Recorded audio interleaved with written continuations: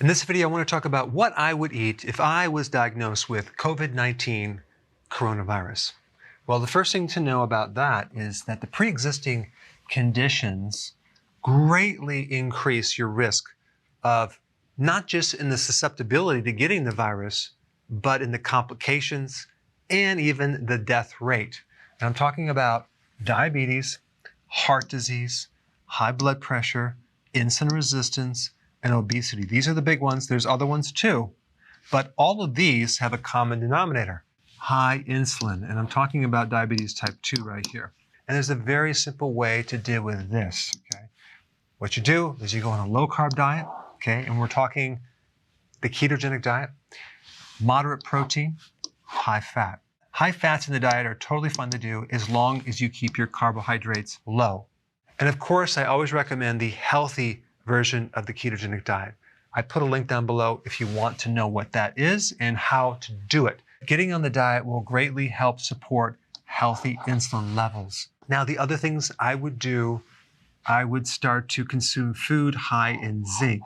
And I just want to say that anything I say in this video is not meant to diagnose or replace your medical care or provide a treatment for the coronavirus. Check with your doctor before taking any of this advice. There's a huge association between having enough zinc in your body and having your immune system work properly. Almost at every single level of your immune defenses, zinc is involved. And if you wanted to know what foods are highest in zinc, oysters are the #1 food. Other shellfish would be another option, red meat, cheese.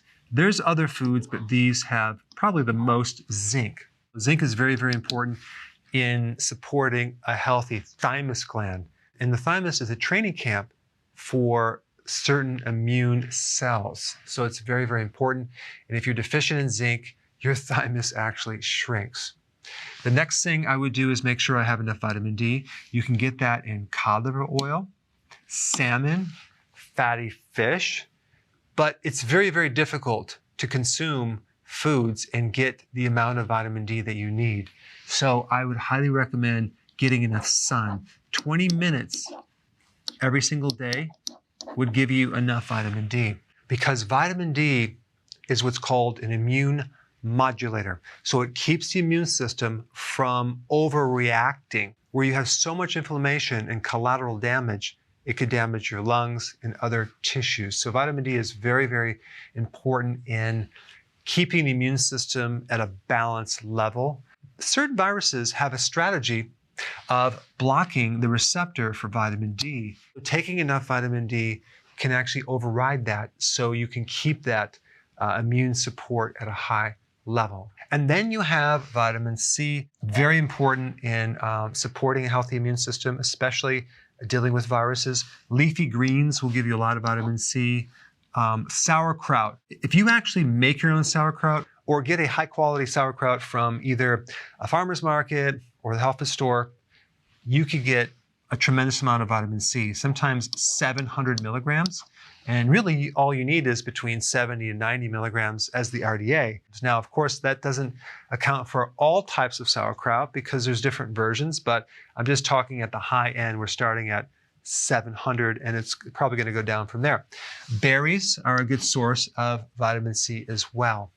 There's a lot of other foods that have vitamin C, but the more you cook foods or you can foods, you lose not just vitamin C and vitamin D, but zinc too. Canned foods will deplete the effectiveness of zinc by 85%.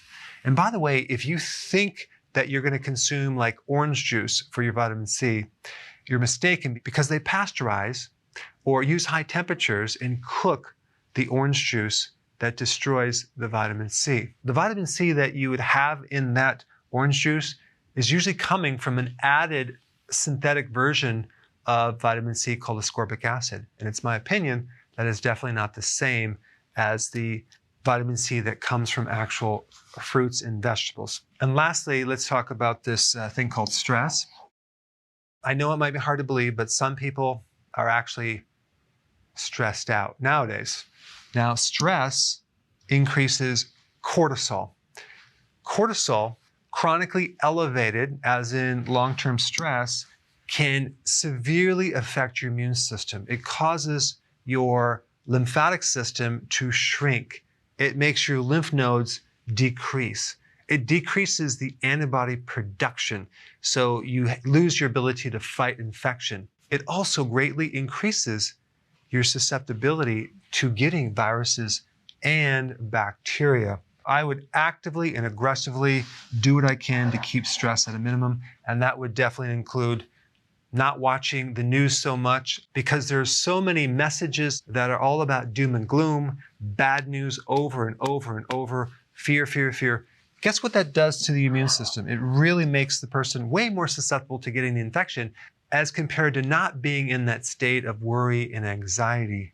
If you actually trace it back to right before they got that infection, I would say nearly 100% of the time they had a stress event. Stress is a huge trigger to not only being susceptible to viruses, but activating viruses that are already inside your body. This explains why people, when they get stressed, they have shingles, they get herpes, they get all sorts of other health problems. We have getting on the right diet to minimize these conditions right here, eating foods high in the 3 most important nutrients, and lowering stress.